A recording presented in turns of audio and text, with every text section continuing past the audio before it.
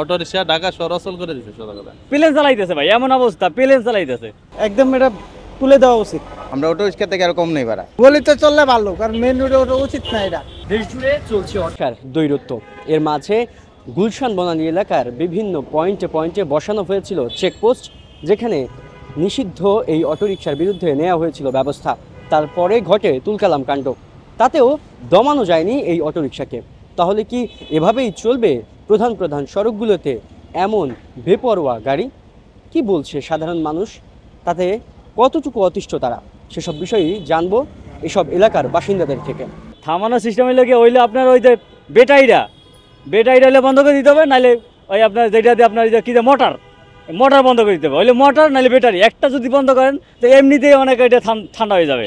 ঠিক আছে, এছাড়া ওই ওদেরকে বন্ধ করার সিস্টেম না, কারণ ওরা তো ড্রাইভার, ওই গাড়ির মালিক কিন্তু ওরা না, এই মালিক কিন্তু অন্যজন, যাদের টাকা আছে তারাই গাড়ি নামাইয়া ড্রাইভার খুঁজে গাড়ি দিতেছে।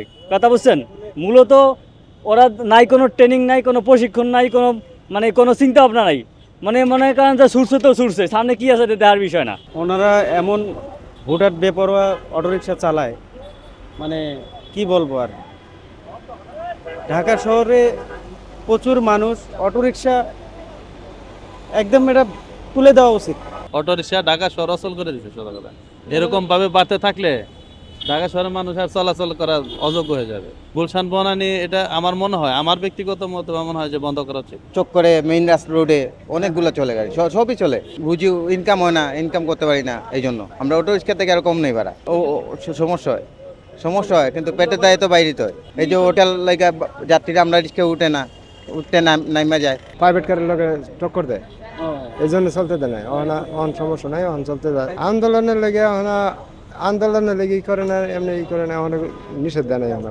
আগে আপনার এই জায়গায় জায়গায় আটকাইতো, ঝামেলা হইতো, এখন ঝামেলা হয় না। এখন আটকাচ্ছে না, না এখন 2 দিন ধরে আটকাচ্ছে না। ঝামেলাটা আপনার এই বন্ধ হইলো, আপনার এই রিক্সাওয়ালারা মানে চলার পরে ব্রিজ আটকাইলো, পরে সবাই মিলে আর কি ঢুকছে।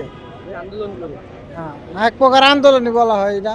আমরা মেন রোডে না চলে গলিতে চললে অবশ্যই ভালো, কিন্তু মেন রোডে যাওয়া উচিত না। আমি মানে এদিক দিয়ে ভিতরে যাবো, আমি কাগজ নিয়েছিলাম অনেকগুলো। গলিতে চললে ভালো, কারণ মেন রোডে ওটা উচিত না। এটা অটোটা এমন একটা সমস্যা হইতেছে, যেমন আমরা গাড়ি চালাইতেছি, ওরা তো কোনো ডিসিপ্লিন বোঝে না। মানে আমরা গাড়ি চালাইতেছি, সোজা সারিয়ে দিছে, সিগন্যাল সারিয়ে দিছে, সোজা চালাইতেছি, ওরা কাছে কি সামান্য একটু কাদা পাইলেও বামে ঢুকাই দিল।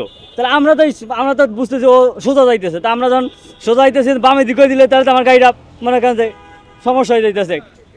এইভাবে অ্যাক্সিডেন্টগুলো হইতেছে। এখন এই অটোগুলোতে মানে ওরা চালায় এমনভাবে চালায় যে কোনো ডিসিপ্লিন নেই, না কোনো নিয়মকানুন আছে, না কোনো জ্ঞান বুদ্ধি আছে। অনেক কথা আছে প্লেন চালাইতেছে ভাই, এমন অবস্থা প্লেন চালাইতেছে। 2016 সালে যখন হোলি আর্টিজান বেকারি যখন আক্রমণ হয়ে যখন অনেক বিদেশি মারা যায়, তখন গুলশানের মধ্যে সকল ধরনের গণপরিবহন বন্ধ করে দেওয়া হয়, রিক্সা এবং বাস বন্ধ করে দেওয়া হয়, বেবি ট্যাক্সি বন্ধ করে দেওয়া হয়।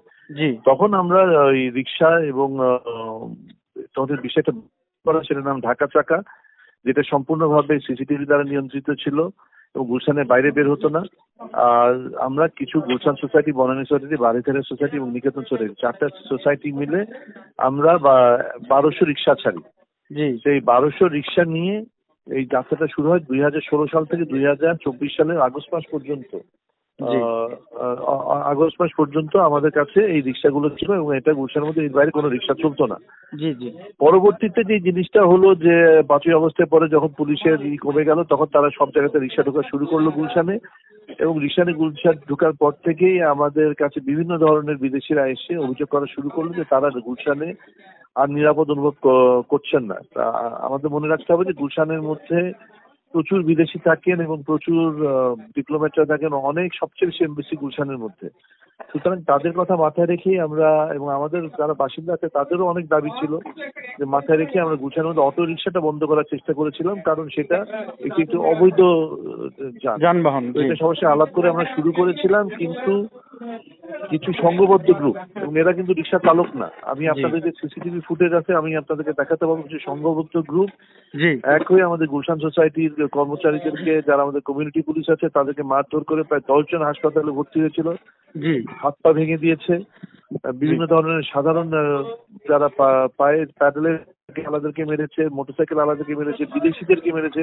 তো এখন এই প্রেক্ষিতে আমরা এখন পুলিশ আমাদেরকে পরামর্শ দেয় যে আপাতত এইভাবে কাজটা না করে আরেকটু গুছিয়ে করতে হবে, এবং সেই পরিপ্রেক্ষিতে আমরা সকলের সঙ্গে আলোচনার প্রেক্ষিতে আমরা আপাতত এই বিষয়টা নিয়ে খুব বেশি আমরা আগ বাড়াচ্ছি না।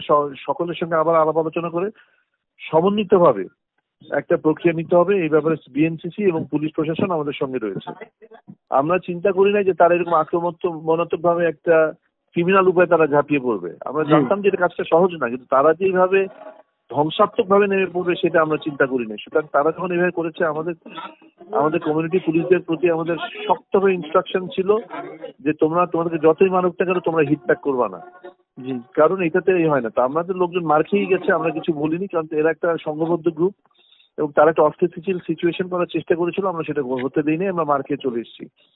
সেই পরিপ্রেক্ষিতে আমরা এখন একটু গুছিয়ে করবো যেন ভবিষ্যতে আমাদের এই জাতীয় অবস্থার মুখোমুখি হতে না হয়।